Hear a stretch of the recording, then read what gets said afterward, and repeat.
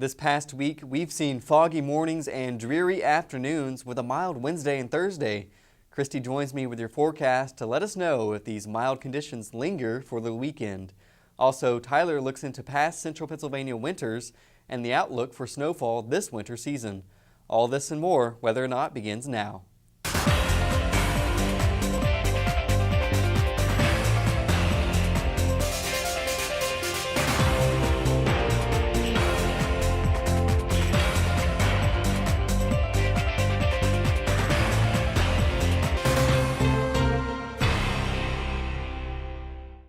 Hello everyone, thanks for tuning in today. I'm your host, Travis Patterson. And I'm your forecaster, Christy Shields. Well, Christy, we've gotten into the month of December, but it's felt more like October with some fog and creepy conditions, even temperatures more like what you would expect in October in the 50s. Yeah, we saw temperatures around the 50s earlier this week. Fog almost every morning. It was very scary condition, especially if you were driving, because the visibility went down to a quarter of a mile, and I'm sure in other places it even went down farther. Right, that fog was very dense, kind of like pea soup fog where you can barely see your hand in front of your face. Are conditions going to improve for this weekend? Unfortunately, conditions will change, but not for the better. We could see some mixed precipitation on Friday at the start of the weekend. I'll have more details coming up later. All right, well, before we get to the forecast, let's now turn to Nature in the News.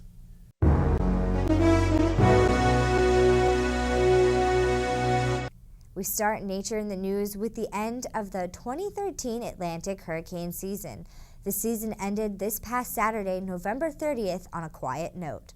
This hurricane season wrapped up with the fewest hurricanes in 3 decades. NOAA was predicting 13 to 20 tropical storms, including 7 to 11 hurricanes. So how'd they do? Well, of the 12 tropical storms that formed this season, only 2 became hurricanes, and neither one exceeded Category 1 strength. All signs pointed to a busy season, warmer ocean temperatures, low pressure over the Atlantic, and other patterns that favored storm development. But one factor likely squashed any development: dust from the Africa's Sahara Desert. Tropical cyclones feed off of moisture and dust storms blowing into the Atlantic, blanketed the ocean in dry air, and hampered storm development. NOAA's seasonal hurricane forecasts are not a perfect science and should in no way affect how you prepare for a hurricane. Take every hurricane season seriously, regardless of the number of storms forecasted. We'll have to see what the 2014 season brings. And you may have been looking forward to seeing the comet of the century, Comet Ison. Unfortunately, though, astronomers have mostly agreed that Ison has disintegrated in the sun's intense heat and gravity. Images from NASA's spacecraft showed the comet approaching for a slingshot around the sun on Thanksgiving, but just a trail of dust coming out on the other end. But it's not necessarily all bad news. Astronomers now might be able to study the pieces of the comet and learn more about them. Comet Ison was made up of loosely packed ice and dirt, essentially a dirty snowball from the Oort cloud, an area of comets and debris on the fringes of the solar system. As astronomer Phil Plait says, Comet Ison is a time capsule looking back at the birth of the solar system. A bit closer to home, construction is underway on the first phase of the new Muscle Gap Greenway, a recreational connection between Rothrock State Forest and the proposed Whitehall Road Regional Park. When complete, residents and visitors alike will be able to access Rothrock State Forest safely by foot or by bike from just about anywhere in State College. Clearwater conservation biologist Katie Ombaski says increasing public access to conserved lands and nature improves the quality of life for everyone in our region and is an important part of Clearwater's mission. Surfacing of the Greenway is happening in phases, with the fall construction almost complete. The final trail service layer will be deferred until spring, when conditions will be right to ensure proper curing.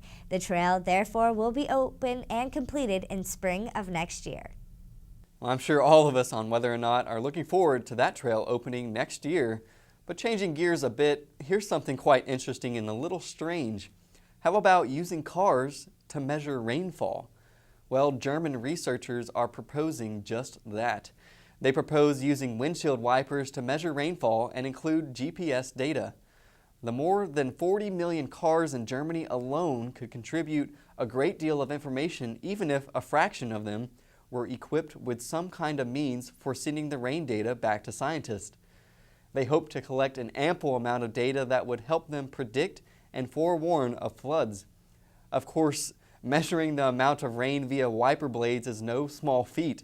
The scientists would have to somehow correlate the speed of the wiper blades with the amount of rain splashing the windshield, as well as consider the car's speed, the wind, and spray from other cars.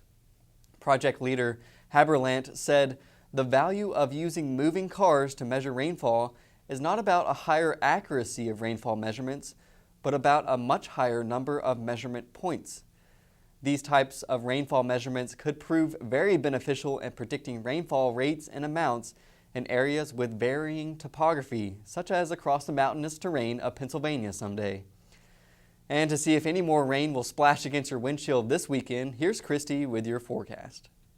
Well, Travis, it might not be rain hitting those windshields this weekend, but we do have a messy setup which could bring us some mixed precipitation that could be collected on cars. Friday's setup looks like this: a low pressure system to the north of us, bringing a cold front to rush through the region on Friday, bringing some snow to the northern half of the state, some freezing rain / snow showers here in State College, and some rain to the south of us. That all clears out for you on Saturday, but high pressure builds in. However, it will be very cold.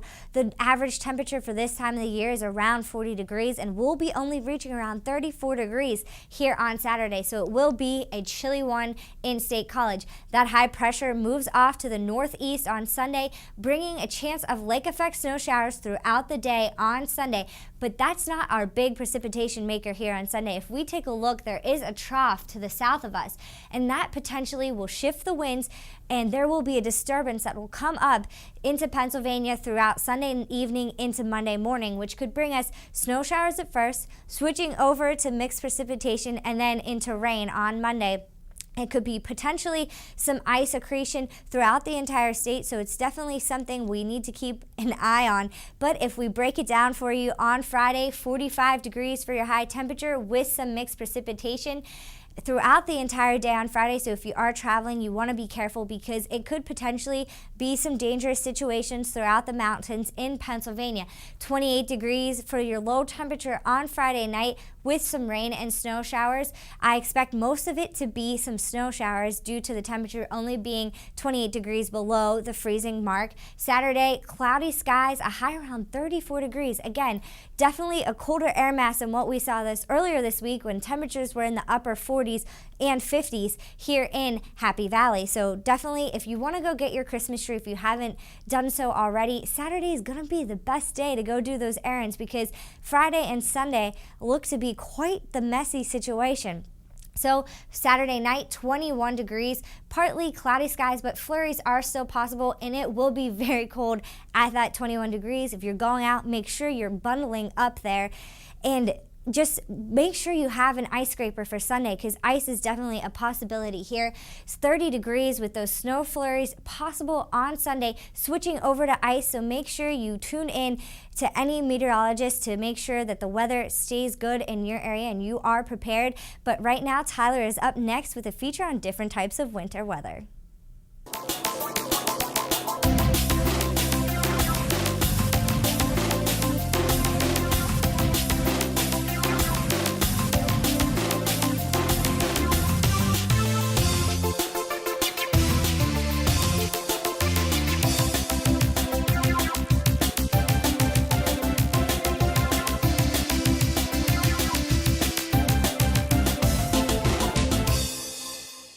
Last week, during the week of Thanksgiving, State College saw more than 3 inches of snow, and Boalsburg picked up more than a half an inch of ice accretion from freezing rain. But according to the calendar, winter doesn't start until December 21st, the winter solstice. But meteorologists use a different calendar. Meteorological winter begins December 1st and spans 3 months until the end of February. Why the difference? There are 3 definitions of winter. The most popular is astronomical winter. Your calendar likely uses the astronomical winter definition. The second most popular definition is meteorological winter, followed by the least known definition, solar winter. Astronomical winter begins when the sun is farthest south. the winter solstice in the northern hemisphere, and ends when the sun is directly over the equator, the vernal equinox in the northern hemisphere. Meteorological winter, used by many meteorologists, begins December 1st and concludes at the end of February every year. It is based on the lowest average temperatures and marks the coldest quarter of every year. Solar winter is the least known definition of winter. It marks the darkest quarter of the year, the 3 months with the least daylight. It began on November 5th and ends next year on February 5th. So how much snow can we expect in Center County this winter? Bill Syrett, manager of Penn State's Joel N. Myers Weather Center, says over the last 10 winter seasons, we've only had 2 that were at or above average in terms of snowfall. They were 2003-2004 and 2009-2010. Because at or above average snowfall seasons have become less common in recent years, Bill says his gut tells him the chances of one occurring are increasing. But at the same time, the data for this season indicates otherwise. I've always been kind of a law of averages forecaster, and we've gone so long with minimal snow and marginally lame, cold air. I mean, I think odds increase that we'll get a snowy and cold winter. The real data, though, outside of my gut, is inconclusive, and the official forecast that I've seen peg equal chances at warm, cold, and average, and snowy, non-snowy, and average winters to come. So I don't think there's much skill in the long-range forecast in this particular year. The official forecast from NOAA for this winter has equal chances of wetter and drier conditions here in Pennsylvania and equal chances of cooler and warmer conditions here in Pennsylvania. Now, because NOAA's forecast has equal chances of a lot of snow, a little snow, cold, and warm, the best thing you can do at this point is tune into Weather or Not each and every week for the most current forecast. For Weather or Not, I'm Tyler Jankoski.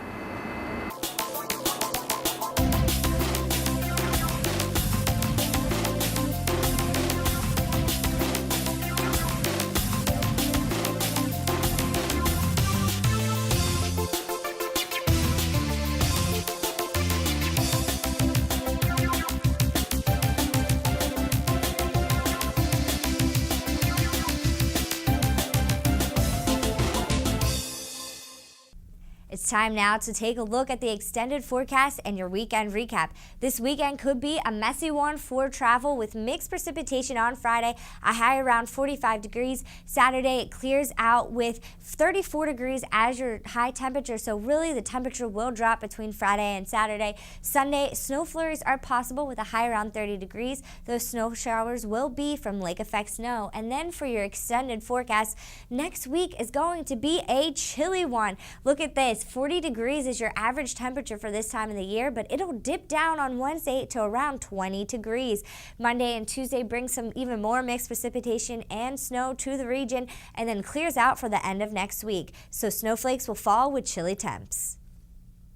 Well, Christy, I hope you were able to get outside and enjoy those mild temperatures we had last week, because it looks like bone-chilling air is ready to settle in. It's definitely going to feel a lot more like December, below average temperature, so it's definitely a time to bundle up. I, however, didn't enjoy last week because with that dense fog in the morning, we hardly saw any sun. That's right. Well, speaking of sunlight, let's revisit the Weather Whiz quiz this week, in which we asked you, what is the time of the earliest sunset here in State College? Is it A, 5:03, B, 4:55, C, 4:44, or D, 4:27? And the answer is C, 4:44 p.m. And Christy, we actually saw the sun setting at that time all the way since December 2nd, and will continue to set that early in the day through December 15th. Yes, Travis, but we have to keep in mind we're still going to be losing daylight because the sun is rising later every day up until December 21st, the winter solstice. That's right. That is the day of the year with the least amount of sunlight, which is 9 hours, 14 minutes, and 43 seconds. But it's also fall commencement, and we do have a graduate here on Whether or Not, so we will be sad to see her leave, but there is light at the end of the tunnel. But we'll end on a happy note here. I'm your host, Travis Patterson. And I'm your forecaster, Christy Shields. Have a great day.